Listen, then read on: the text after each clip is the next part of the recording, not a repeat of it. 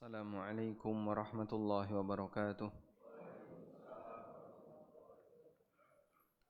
Alhamdulillah wassalatu wassalamu ala Rasulillah wa ala alihi wa sahbihi wa mawalah.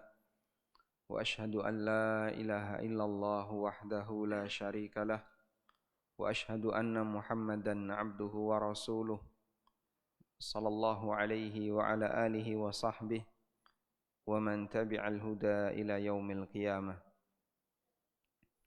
Alhamdulillah, puji syukur kita haturkan kehadirat Allah Azza wa Jal. Pagi ini kembali kita lanjutkan kajian dengan membaca buku umur yang kedua. InsyaAllah masih membicarakan tentang motivasi untuk wakaf. Berikutnya yang akan kita baca adalah beberapa dalil yang lebih spesifik, lebih khusus berkaitan dengan wakaf. Silakan dibuka halaman 66. Yang pertama firman Allah Ta'ala, "Lan tanalul birra hatta tunfiqu mimma tuhibbun wa ma tunfiqu min syai'in fa innallaha bihi alim."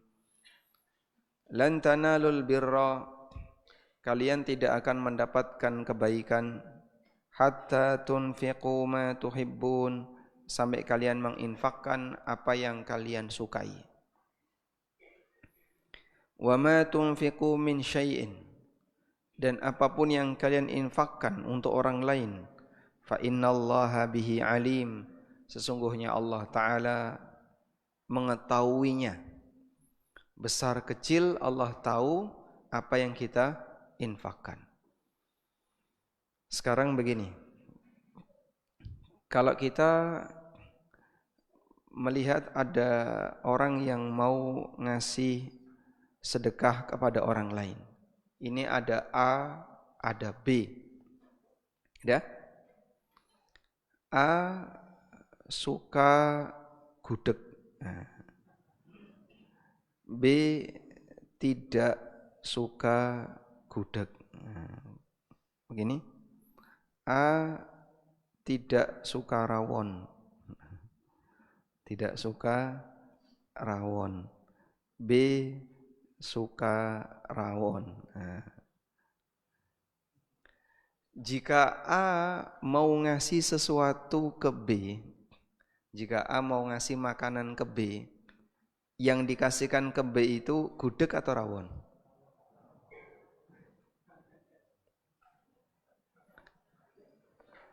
Kalau A mau ngasih makanan ke B, sebaiknya yang dikasihkan itu gudeg atau rawon?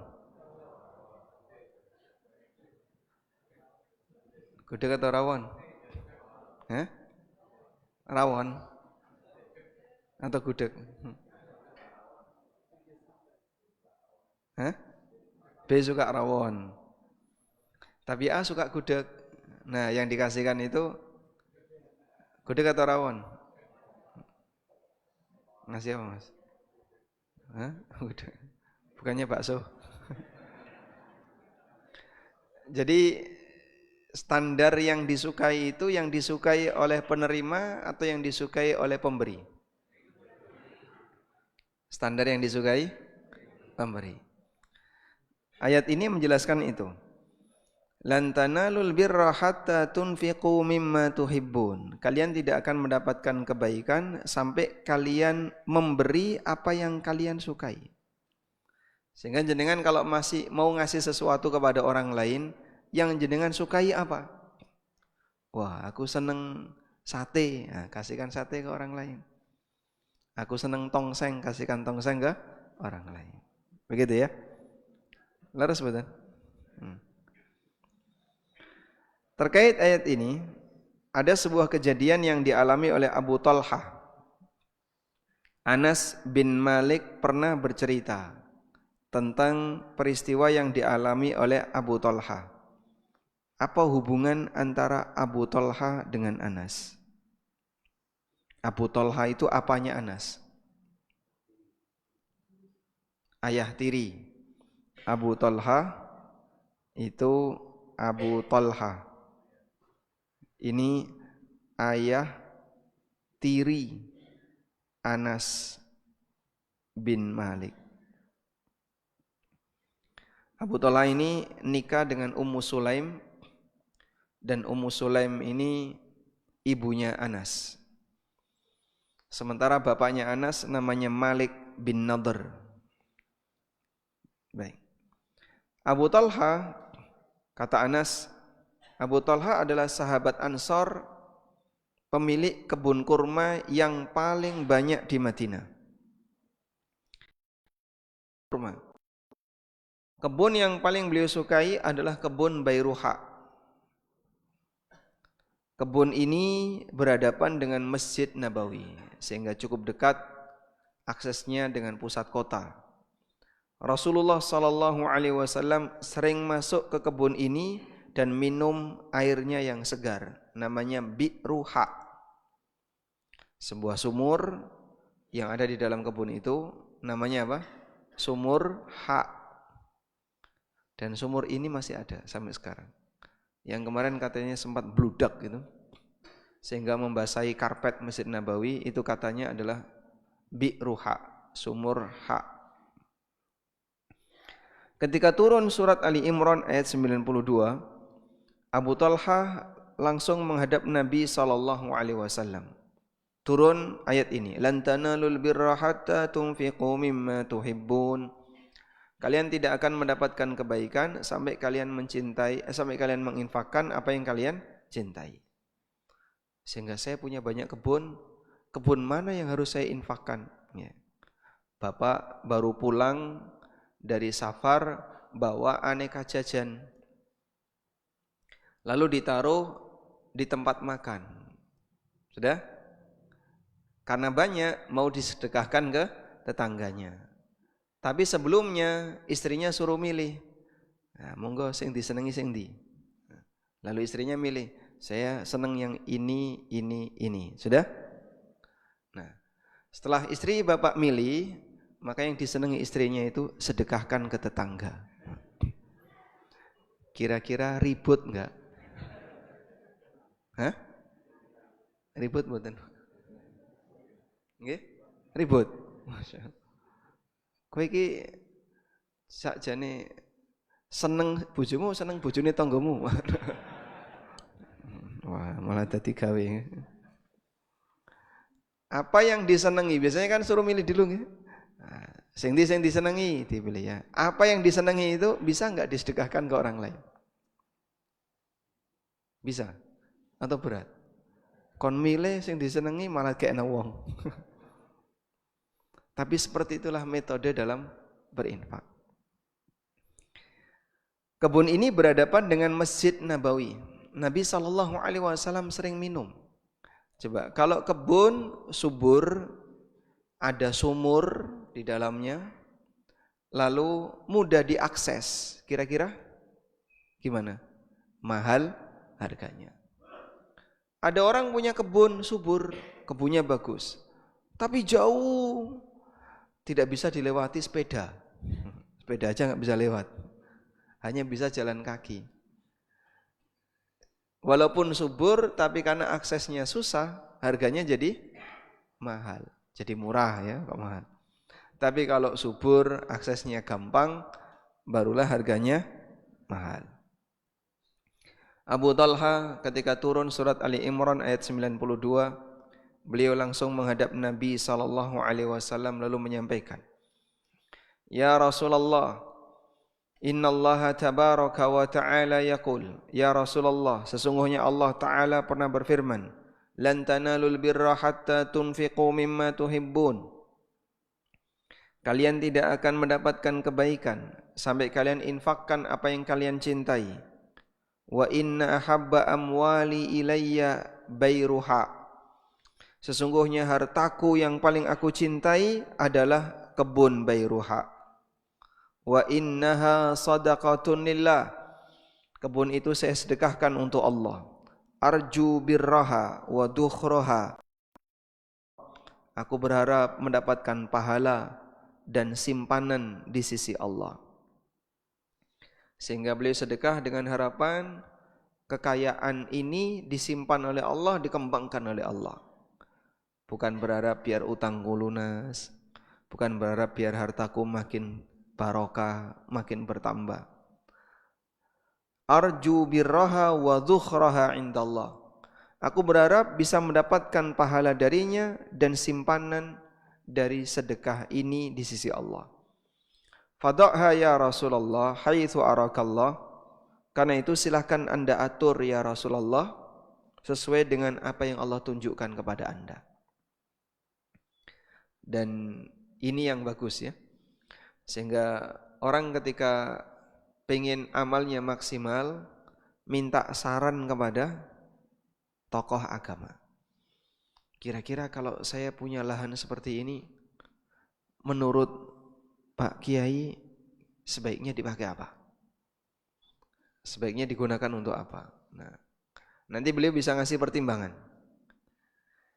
Ketika Rasulullah Shallallahu Alaihi Wasallam mendengar rencana amal seperti ini, maka Nabi Sallallahu Alaihi Wasallam langsung mengatakan, "Bah, dzalika malun rabih, dzalika malun rabih." Bah, bah itu kalau bahasa kita ya, wah wah wah wah wah. Dzalika malun rabih, dzalika malun rabih. Ini adalah harta yang mahal, ini harta yang mahal. Maka secara spontan kalau orang itu kaget, lalu keluar kalimat bukan dzikir, spontan ya. Itu selama apa yang keluar tadi sesuatu yang mubah, hukumnya boleh. Sehingga Nabi SAW ketika mendengar itu, beliau langsung mengucapkan bah. Beliau tidak mengucapkan Masya Allah, Tabarakallah, atau Allahumma barik, atau kalimat yang semisal. Yang beliau ucapkan apa? Bah. Bah. Dzalika malun rabih, dzalika malun rabih. Itu adalah harta yang mahal, harta yang mahal. Wa qad sami'tu ma qulta, aku sudah mendengar apa yang kau sampaikan. Wa inni ara an taj'alaha fil aqrabin, dan menurutku sebaiknya kau salurkan untuk kerabatmu. Sehingga Nabi SAW menyarankan agar kebun ini disedekahkan untuk kerabatnya Abu Talha. Hadis riwayat Bukhari Muslim. Yang dimaksud kamu sedekahkan hasilnya untuk kerabatmu adalah kebun itu diwakafkan dan hasilnya dimanfaatkan untuk kerabat Abu Talha. Dari sinilah muncul istilah wakaf untuk kerabat yang disebut dengan wakaf zurri, yang disebut dengan wakaf zurri. Nanti akan ada pembahasan yang lebih spesifik berkaitan dengan wakaf zurri, di mana orang wakaf hanya khusus untuk kerabatnya. Misalnya ya, ada seorang bapak punya rumah tinggalannya simbah. Rumahnya besar. Bahkan simbah dulu pesan kalau bisa jangan dijual ke orang lain. Nah, bapaknya juga pengen pesan agar rumah itu jangan sampai dijual ke orang lain. Pertanyaannya, bagaimana caranya agar rumah itu tidak dijual ke orang lain? Bagaimana caranya agar rumah itu tidak dijual ke orang lain? Diwakafkan. Diwakaf ke siapa, Pak? Ke seluruh anak. Wakaf kok ke anak? Wakaf ya kudu ning masjid. Bukan syarat wakaf harus ke orang lain. Boleh juga wakaf diberikan kepada kerabat. Yang ini disebut dengan wakaf dzurri. Caranya gimana? Orang tua ini bisa mengatakan, aku wakafkan rumah ini yang disebut dengan rumah tabon. Aku wakafkan rumah tabon ini untuk seluruh keturunanku. Nah, ketika sudah diwakafkan rumah, jadi rumah tabon, nah, diwakafkan, maka tidak boleh diperjualbelikan. Boleh dimiliki semua keturunan, dimanfaatkan mereka bersama, mungkin salah satu ada yang ngelola, tapi tidak boleh jadi milik pribadi. Karena kalau diwakafkan jadi milik siapa? Bersama. Kalau sudah diwakafkan maka statusnya jadi milik bersama. Tidak boleh dijadikan sebagai milik pribadi. Kita lanjutkan. Hadis berikutnya berkaitan dengan masalah dalil wakaf secara khusus. Hadis dari Ibnu Umar radhiyallahu anhu. Beliau bercerita bahwa Umar bin Khattab radhiyallahu anhu pernah mendapatkan jatah ghanimah berupa tanah di daerah Khaybar. Lalu beliau mendatangi Nabi SAW meminta pertimbangan. Beliau mengatakan, "Ya Rasulullah, inni asabtu ardan bi Khaybar." Ya Rasulullah, aku mendapatkan tanah di daerah Khaybar. Lam usib malan qattu. Aku belum pernah mendapatkan harta anfasa indi minhu, yang lebih bernilai bagiku dibandingkan tanah Khaybar. Aku belum pernah mendapatkan harta yang lebih bernilai bagiku dibandingkan tanah Khaybar. Fama ta'muru bihi? Bagaimana saran Anda? Baik, ini putus.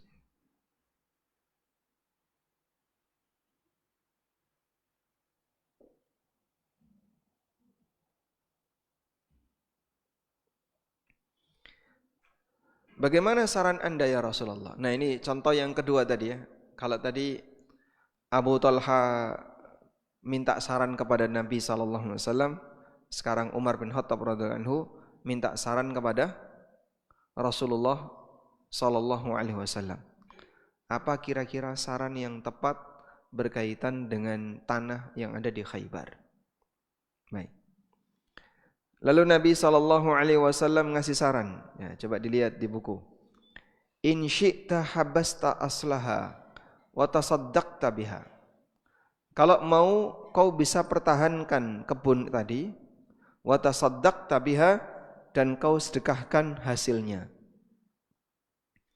Kau sedekahkan hasilnya, sehingga kebunnya jangan disedekahkan, kebunnya dipertahankan, tapi hasilnya yang disedekahkan.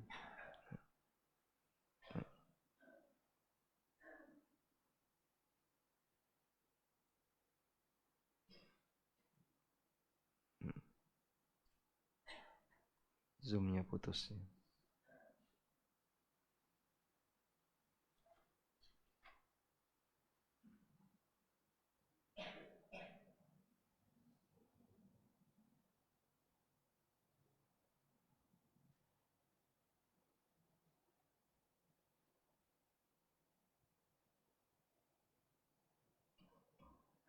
Sebentar ya Pak.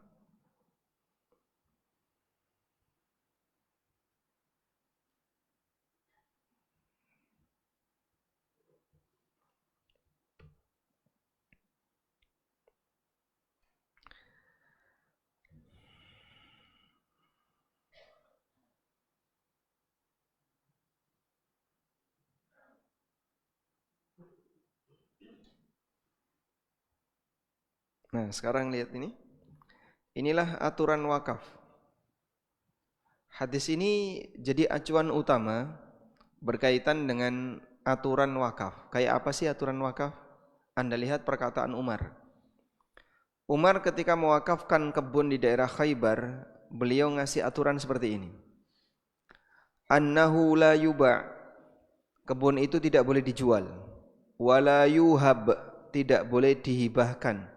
Wala yurath, tidak boleh diwariskan. Tidak boleh dijual, tidak boleh dihibahkan, tidak boleh diwariskan. Artinya apa itu? Tidak boleh dijual, tidak boleh dihibahkan, tidak boleh diwariskan. Berarti apa? Ya? Tidak boleh pindah tangan. Pindah tangan boleh ya. tidak boleh jadi milik pribadi. Sehingga objek wakaf itu tidak boleh jadi milik pribadi. Jenengan kasih nomor gini. Annahu la yuba wa la yuhab wa la yuras. Tidak boleh dijual, dihibahkan atau diwariskan.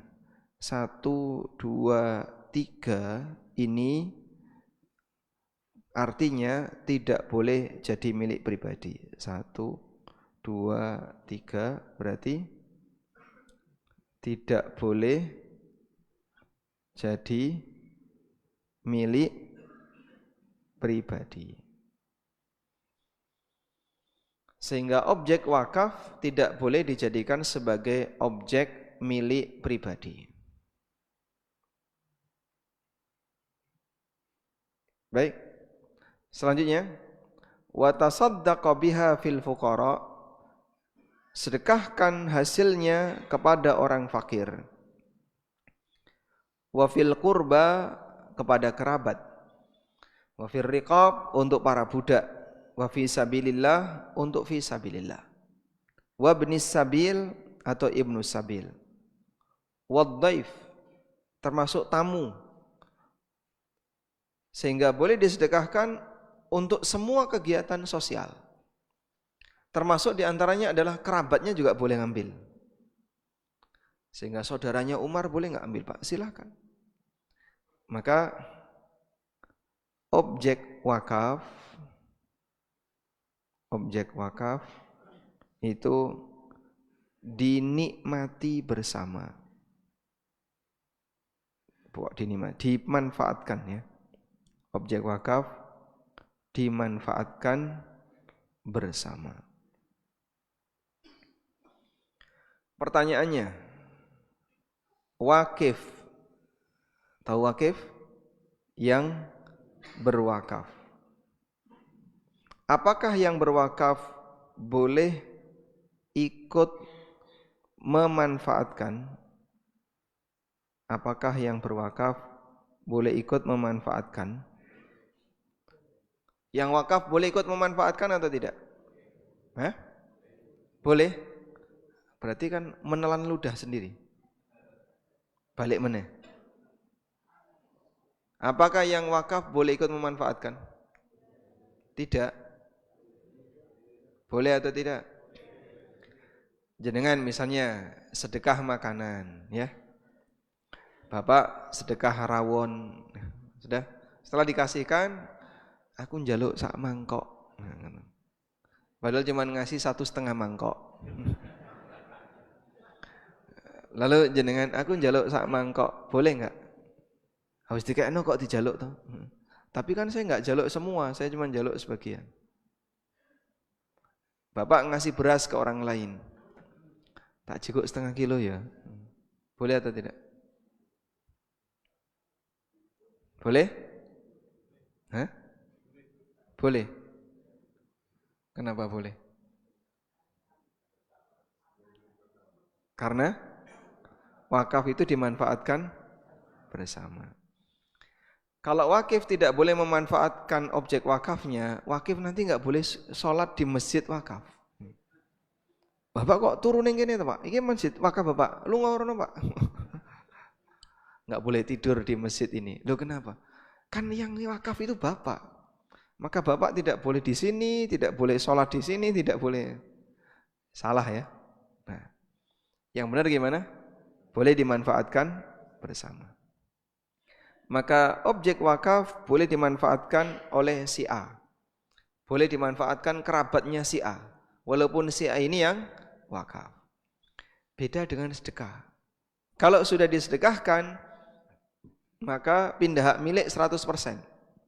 Sehingga si A yang bersedekah tidak boleh memanfaatkan objek sedekah tadi. Baik. Dari sinilah kenapa masjid itu tidak boleh dari zakat. Nah, masjid itu tidak boleh dari zakat, Pak. Kok bisa, Pak? Zakat itu sudah lepas. Sehingga tidak boleh balik lagi ke si muzaki. Sehingga misalnya si A adalah pengusaha. Dia membuat sebuah perusahaan namanya PT Bubur Indonesia. Dia jualan bubur se-Indonesia. Lalu penghasilan dia sehari 1 M. 1 meter ya. Setelah dikumpulkan kerja dia selama sekian tahun, dia zakat. Zakat dia dalam tahun ini 1 M. Zakat 1 M langsung dibuatkan masjid. Masjid seharga 1 M. Dan zakat saya gunakan untuk masjid. Mulai dari beli tanah sampai bangun gedung masjid tadi dengan nilai 1 atau sekian M. Tidak ada orang lain yang nyumbang. Murni uang pribadi dia dari zakat dia untuk masjid. Boleh atau tidak, Pak? Hah? Tidak. Kenapa, Pak? Nah, terus nanti kalau dia sholat di situ berarti memanfaatkan kembali zakatnya. Dia tidur di situ memanfaatkan kembali zakatnya. Karena yang namanya masjid seperti ini dari wakaf, bukan dari zakat. Sehingga zakat untuk siapa, Pak? Kepemilikan pribadi. Ini nanti kepemilikan pribadi. Fakir miskin, budak, al-gharimin, orang yang terlilit utang, kemudian ibnu sabil. Kalau fisabilillah itu orang yang jihad. Atau mereka yang berjuang di jalan Allah dalam berdakwah. Maka dia boleh diberi zakat sebagai fisabilillah. Nah, sementara bangunan fisik seperti masjid, pondok pesantren, termasuk juga apalagi misalnya rumah sakit, dia tidak menyerap dari zakat, tapi menyerap dari wakaf untuk fisiknya. Kalau untuk misalnya biaya pengobatan orang sakit yang nggak mampu, boleh dari zakat. Biaya orang yang menempuh pendidikan agama boleh dari zakat. Tapi kalau gedungnya dari wakaf, tanahnya dari wakaf, bukan dari zakat. Sebab zakat itu kepemilikan pribadi. Kalau wakaf kepemilikan bersama. Baik. Kita lanjutkan. La junaha ala man waliyaha, tidak masalah bagi orang yang ngurusi lahan wakaf tadi, ayyakula minha, untuk makan sebagian dari hasil wakaf, bil ma'ruf, dengan cara yang wajar, wa yut'ima ghaira mutamawwil, dan dia boleh memberikan kepada yang lain ghaira mutamawwil. Nah, coba ini, tapi tidak boleh disimpan.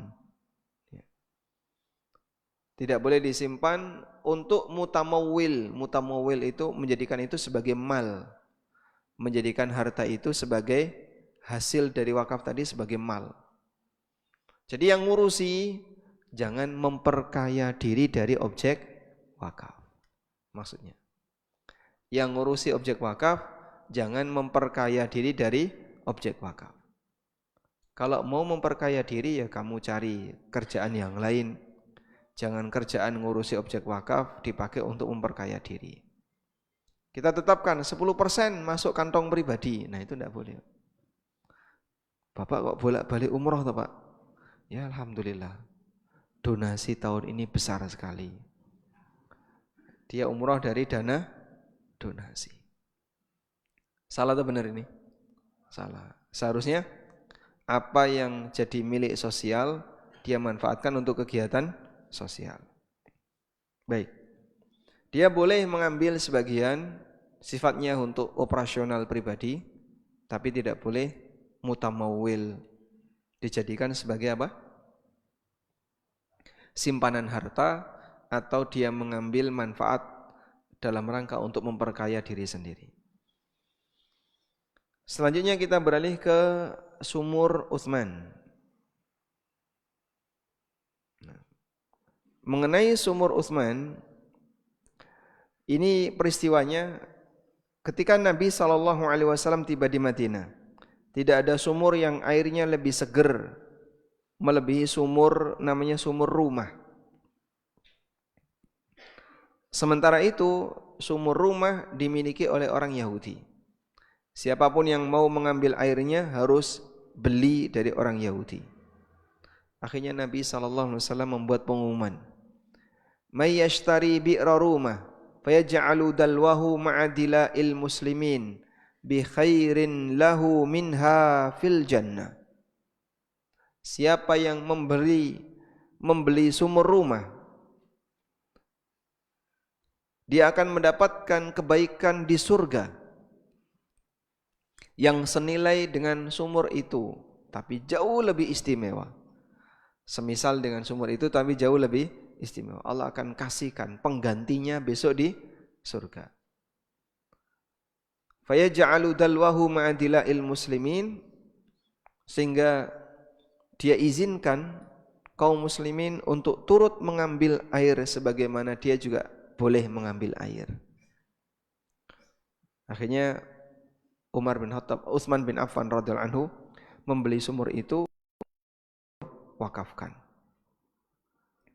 Sumur ini berukuran besar dan sampai sekarang masih ada.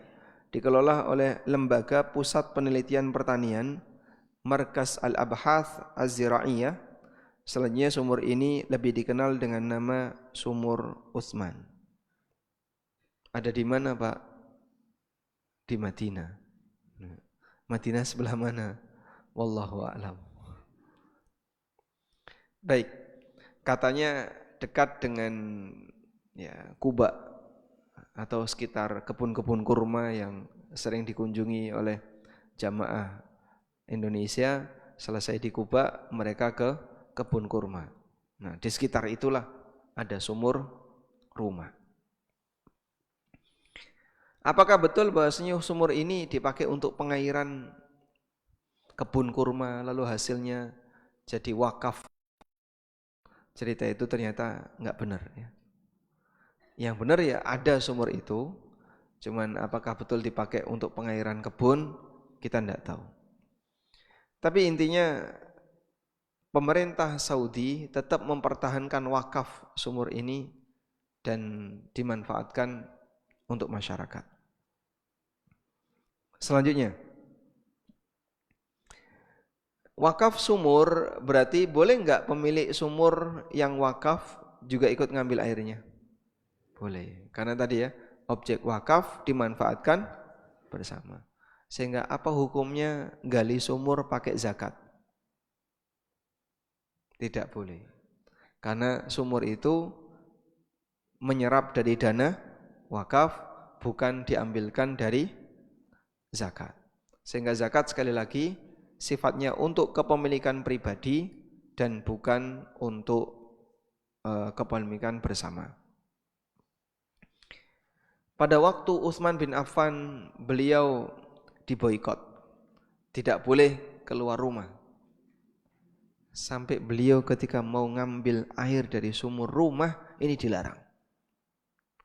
Lalu Utsman mengatakan, dulu aku yang membelikan sumur itu. Sekarang saya mau ngambil air dari sumur itu karena saya haus.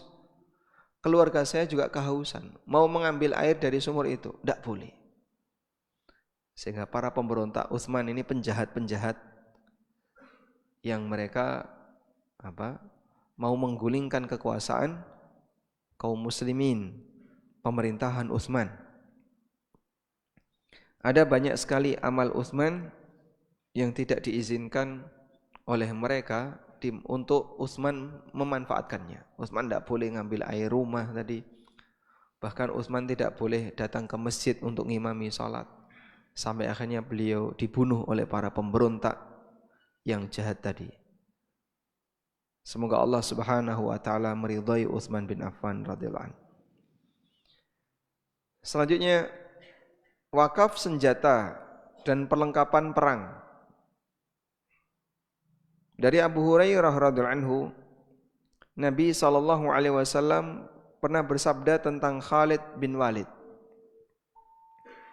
Wa amma Khalidun qad ihtabasa adra'ahu wa a'tudahu fi sabilillah Adapun Khalid, ia telah mewakafkan baju perang beliau dan perlengkapan perang yang lainnya fi sabilillah. Sehingga Khalid jangan ditarik zakatnya. Jadi ceritanya Abbas dan Khalid ini tidak bayar zakat. Sudah ditarik oleh sahabat-sahabat yang lain, tapi beliau enggak mau menyerahkan. Pertimbangannya begini. Khalid itu punya banyak sekali alat-alat peperangan. Baju besi itu punya, kemudian senjata-senjata banyak. Dikiranya beliau jualan. Maka Amil tadi datang untuk narik zakat. Karena Khalid jualan perlengkapan perang yang harganya mahal-mahal. Tapi Khalid enggak mau bayar. Nah, Nabi SAW ngasih penjelasan. Khalid, semua perlengkapan perang itu sudah beliau wakafkan. Artinya bukan milik pribadi. Walaupun beliau memanfaatkan. Karena beliau berjihad, butuh semua perlengkapan tadi. Dan itu mahal. Ada sebagian orang yang kadang menyediakan mobil operasional, tapi mobil itu tidak dilepas, ditaruh di tempatnya. Nanti kalau ada kebutuhan masyarakat butuh mobil, mobil ini boleh dipakai. Cuman nanti baliknya ke rumah dia, ke garasi dia. Bukan dilepas, silahkan masjid yang kelola, tidak. Nah, boleh nggak kayak gitu, Pak? Boleh, karena objek wakaf yang bersangkutan yang wakaf boleh memanfaatkan objek tadi. Selanjutnya, semangat wakaf para sahabat. Secara umum para sahabat Nabi SAW adalah generasi yang sangat bersemangat dalam melakukan wakaf. Jabir bin Abdullah pernah mengatakan, "Lam yakun ahadun min ashabin Nabi SAW dzu maqdiratin illa waqafa." Tidak ada satupun di antara sahabat Nabi SAW yang memiliki kemampuan kecuali dia pernah wakaf. Bukti wakaf sahabat sangat banyak. Sampai Imam Syafi'i rahimahullah pernah mengatakan, "Balagani anna thamanina sahabiyan minal ansar tasaddaqu bisadaqatin muharramatin." Aku mendapatkan berita ada 80 sahabat Ansar yang mereka sedekah muharramah. Maksud sedekah muharramah di sini adalah wakaf. Imam Syafi'i menyebut sedekah muharramah untuk wakaf. Kenapa disebut sedekah muharramah? Karena dia tidak boleh dijual, tidak boleh dihibahkan. Diharamkan untuk dijual, diharamkan untuk dihibahkan. Wallahu a'lam. Walhamdulillahirabbil alamin. Di pertemuan berikutnya insyaallah nanti kita akan bahas wakaf Nabi Muhammad sallallahu alaihi wasallam. Wa sallallahu ala nabiyyina Muhammadin wa ala alihi wa sahbihi wasallam.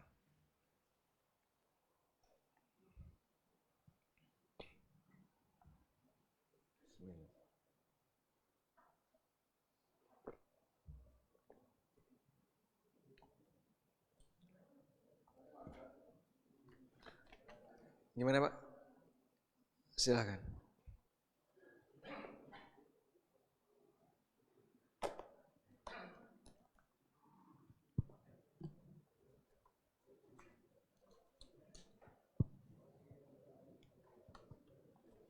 Assalamualaikum warahmatullahi wabarakatuh. Waalaikumsalam warahmatullahi wabarakatuh. Mohon penjelasan Pak Ustaz. Jadi ada seorang mewakafkan sebuah sebidang tanah yang ukurannya tidak terlalu besar, berada di gang sempit. Kemudian masyarakat setempat berencana untuk menjual saja, untuk dialihkan ke sebuah tanah yang lebih besar untuk dibangun sebuah masjid. Jadi alasannya menjual ini untuk memindahkan agar bisa diberikan sebuah tanah yang besar untuk dibangun sebuah masjid. Jadi alasan menjual ini apakah dibolehkan, Ustaz? Bolehkan. Sudah diwakafkan atau baru rencana wakaf? Sudah diwakafkan. Sudah diwakafkan. Tapi memang sangat tidak efektif kalau dijadikan masjid.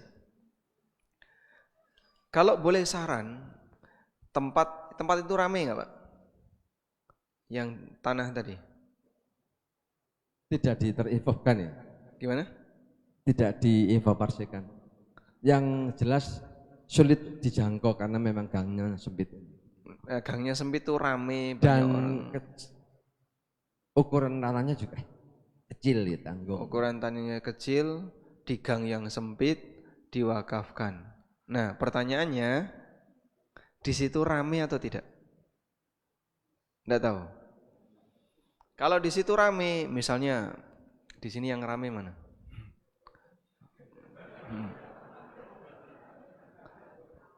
Kalau area di dalam ring road kan rame ya, padat. Misalnya Pogung, nah, Pogung rame nggih. Jalannya sempit, tanahnya juga tidak terlalu lebar, dan ada di daerah yang rame. Kalau saran saya jangan dijual, dijadikan kos-kosan eksklusif. Nanti hasil dari kos-kosan itu dipakai untuk masjid, jadinya wakaf produktif. Atau dijadikan kantin, atau dijadikan swalayan, minimarket. Ini cukup untuk minimarket, sudah. Jadi minimarket dikelola, hasilnya untuk masjid. Nah, dengan cara demikian tidak perlu dijual lahan itu, tapi bisa dimanfaatkan untuk kegiatan wakaf produktif, jika bisa. Kalau nggak bisa Pak, kalau nggak bisa ya sudah, dijual saja. Kadang kan biasanya saya ngelola sopo Pak. Kalau masjid akan ada yang ngelola, tapi kalau unit produktif biasanya malas orang untuk ngelola. Tapi kalau bisa dimanfaatkan untuk unit produktif lebih bagus. Sebab wakaf itu tidak harus bentuknya tempat ibadah, bisa juga tempat usaha.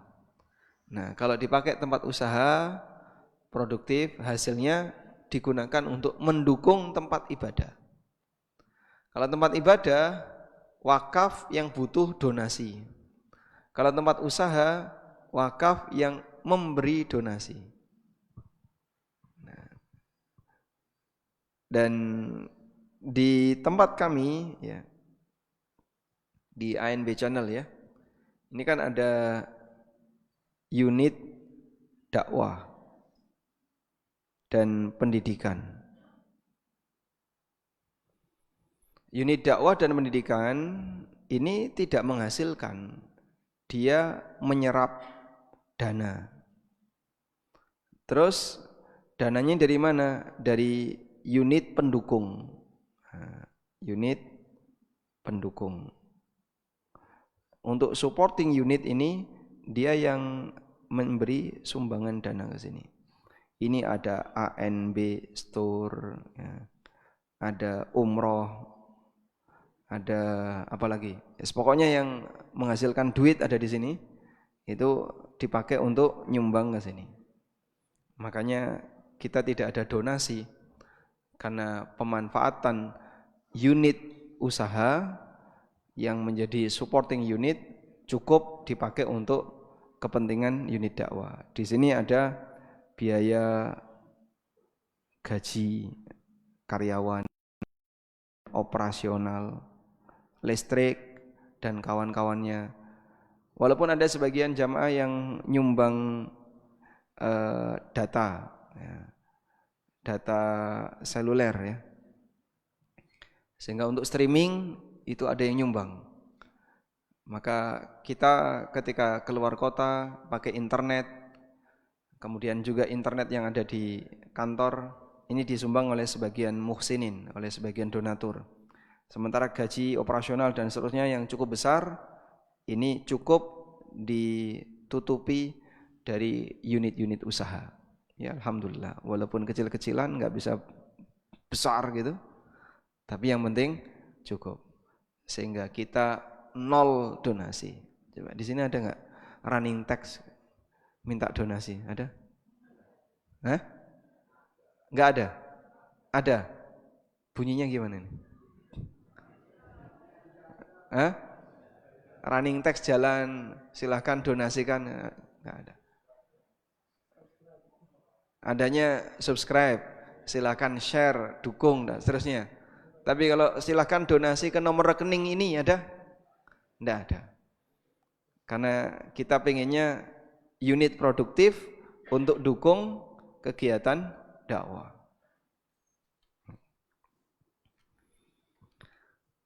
Assalamualaikum warahmatullahi wabarakatuh. Waalaikumsalam warahmatullahi wabarakatuh. Uang dari jual tanah, kapan waktunya zakat dikeluarkan? Untuk siapa saja? Ya. Tanah ditawarkan, tanah laku, zakat. Nah, begini ya, ada 3 titik yang berbeda. Mulai dari tanah ditawarkan sampai tanah laku, terus zakatnya.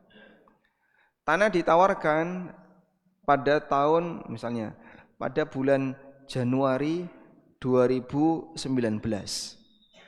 awal Covid. Tanahnya baru laku bulan Januari 2025 setelah ganti presiden. Baik, zakatnya kapan? Zakatnya kapan? Zakatnya kapan? Zakatnya bulan Januari 2026. 1 tahun setelah laku. Ini yang disebut haul. Jadi apa yang uang yang sudah diterima tadi, kemudian Anda tunggu 1 tahun, mengendap selama 1 tahun. Jika dalam waktu 1 tahun duitnya tidak kurang dari 1 nisab, maka nanti di tahun depan dizakati. Pak, selama berapa ini? 6 tahun. Nah, ini kan selama 6 tahun. Dizakati atau tidak? Zakat atau tidak? Tidak. Ini tidak zakat. Kenapa tidak zakat? Karena tanah tidak wajib dizakati. Itu kan barang dagangan, Pak, bukan barang dagangan. Itu orang menjual tanah, bukan dagang tanah. Dan berbeda antara dagang tanah dengan menjual tanah. Walaupun kegiatan berdagang itu salah satunya dengan menjual, tapi tidak semua kegiatan menjual itu berdagang.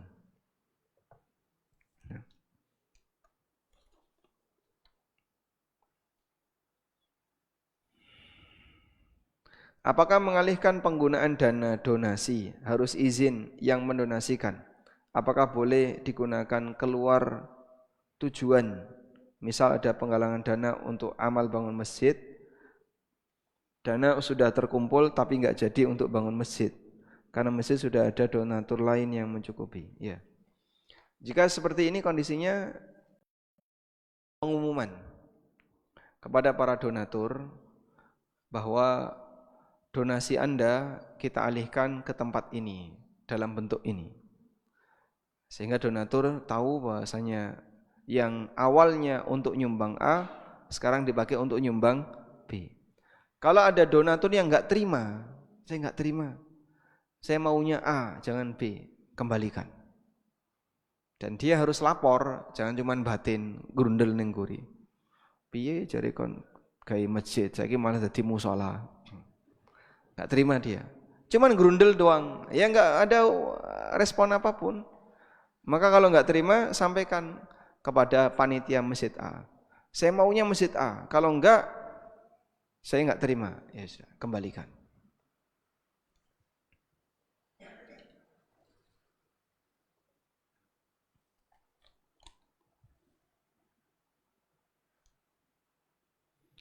Assalamualaikum. Waalaikumsalam.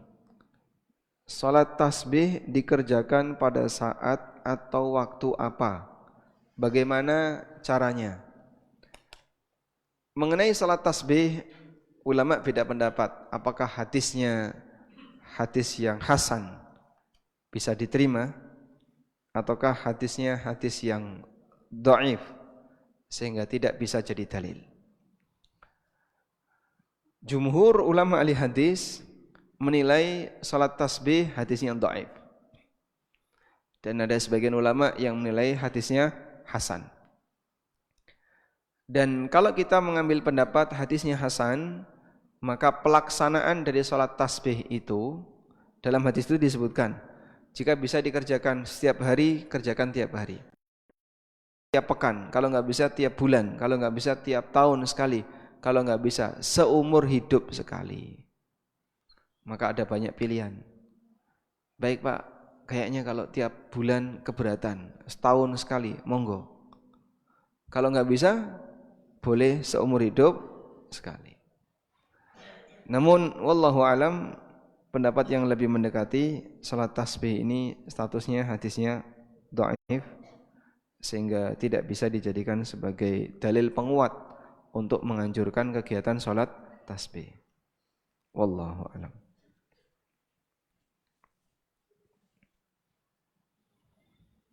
Ada teman bertanya, temannya di mana? Apakah kalau berhaji harus nol utang? Apakah kalau berhaji harus nol utang? Tidak harus. Boleh enggak berhaji tapi masih punya utang? Boleh. Cuman begini, ada prioritas dalam pemanfaatan dana. Dulukan mana? Lebih dahulukan mana? Bayar utang atau haji? Lebih didahulukan mana? Tergantung utangnya. Kalau utangnya mendesak dan orangnya minta segera, maka bayarkan.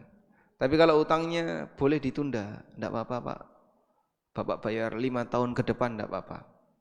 Dan orang ini yakin, saya 5 tahun ke depan akan bisa nyicil, maka dana ini saya pakai untuk haji. Mumpung ada haji murah, misalnya. Misalnya kalau pas pemerintah buka kesempatan haji murah meriah 30 juta 30 juta ringgit jadi mahal. Mumpung murah misalnya, lalu Anda berangkat haji tapi utangnya jadi tertunda, insya Allah tidak masalah. Wallahu a'lam. Assalamualaikum warahmatullahi wabarakatuh. Waalaikumsalam warahmatullahi wabarakatuh. Orang tua kami memiliki kebun sawit dan beliau berpesan nanti sepeninggal beliau kebun tersebut jangan dijual agar hasilnya dapat digunakan untuk umroh anak-anaknya. Beliau berpesan salah satu anaknya jadi pengelolanya. Bagaimana sikap kami sebagai anak? Kalau beliau masih hidup dan mau mewakafkan kebun itu, boleh, silahkan. Sehingga dijadikan sebagai wakaf dzurri, bentuknya kebun sawit. Nah terus yang ngelola siapa Pak? Yang ngelola bisa mempekerjakan orang dibayar. Sisa hasilnya ditabung, lalu tabungan itu dipakai untuk seluruh anak-anaknya. Boleh demikian. Nanti ada salah satu anaknya yang ngelola operasional, yang nyari karyawan, yang audit keuangan. Dia enggak turun langsung ke kebun untuk ngambil sawit, tidak. Tapi dia yang ngelola sistemnya.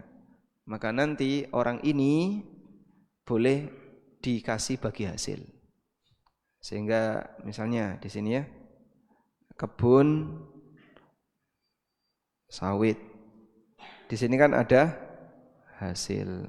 Nah, hasil dibagi menjadi 2. Pengelola dan pemilik saham, atau di sini jadi dana bersama. Pengelola dikasih berapa? Hasil ini tentu saja sudah dipotong biaya operasional. Hasil adalah pendapatan kotor dipotong operasional, gaji karyawan, kemudian transport dan seterusnya, itu operasional. Dah, sisanya hasil. Nah, hasil dibagi 2 lagi, pengelola. Pengelola misalnya dikasih 30%. Nah, maka yang 70% dana bersama. Ini nanti yang boleh dipakai untuk umroh atau haji furoda anak-anaknya. Boleh Pak? Silahkan. Ini tadi yang disebut dengan wakaf apa? Dzurri. Wallahu a'lam. Baik, demikian. Wassallallahu ala nabiyyina Muhammadin wa ala alihi wa sahbihi wasallam. Wa akhiru da'wana alhamdulillahi rabbil alamin. Wassalamualaikum warahmatullahi wabarakatuh.